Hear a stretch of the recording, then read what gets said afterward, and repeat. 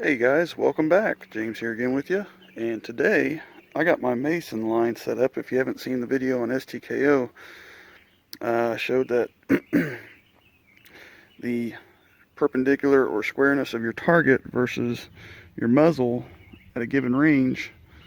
So I'm going to be using my Gammo Fox brake barrel today at about 30 yards. And I got my right angle set up down here on target. Made sure my target is at square with my muzzle at my bench. And you can see my Mason line set up, and we can verify the degrees of the target with a compass. Now, I didn't show that in the STKO video, but you could see it's almost zero. It's just about probably 3 degrees off zero off north. So that tells me that's how much I need to shoot off of. So now I'm going to go ahead and set up a target and throw some shots down range and try to set up the target center of that stake. So again, using the 3-4-5 method. I know that's longer, but it's still square. I double checked it with my actual square. So here we go.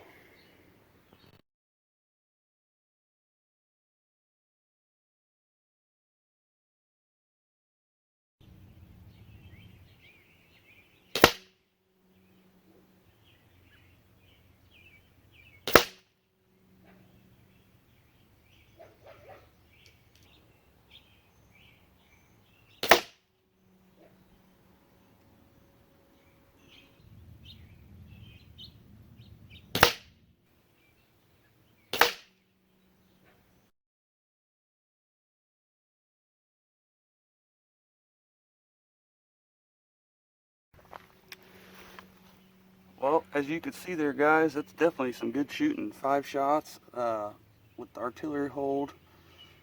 Trying a new pellet out in this gun, and about 30 yards or so. It seems to be working good. I was shooting at the right angle. You can see vertical string, not all over the place. Pretty good shooting there. And just to show you how good that is, let me take my square here. So that first shot, I pulled it, but 30 yards, that ain't bad. So, especially a new pellet out of the gun, and you can see I was aiming here, and it's sighted in for 25 yards with a heavier pellet. It dropped a little bit, but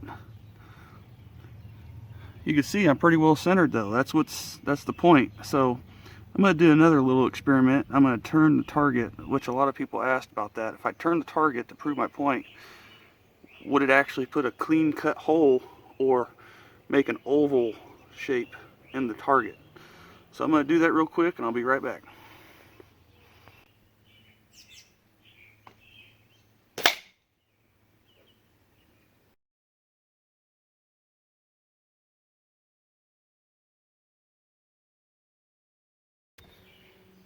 So I slanted my target away about 45 degrees, and there's the shot right there. And it really does not look too much of an oval shape. I mean, yeah, you can see just a hair of a tear, but you're really not going to notice that if your target is within this range. That was at a 45. You really wouldn't notice that though. As you can see, it doesn't even look that different than those. It really doesn't. I mean, yeah, you can see where it made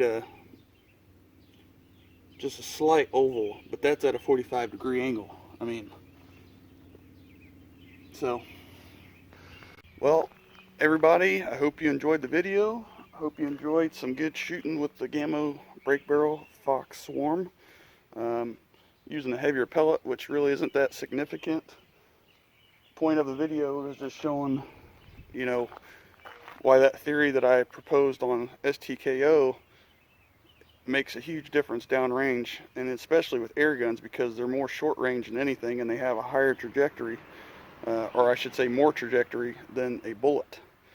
Because if you mess up on an air rifle, a break barrel holding, artillery hold, it's going to show. And if your target is squared, everything zeroed out, you're good to go. But as you've seen there, that when the target was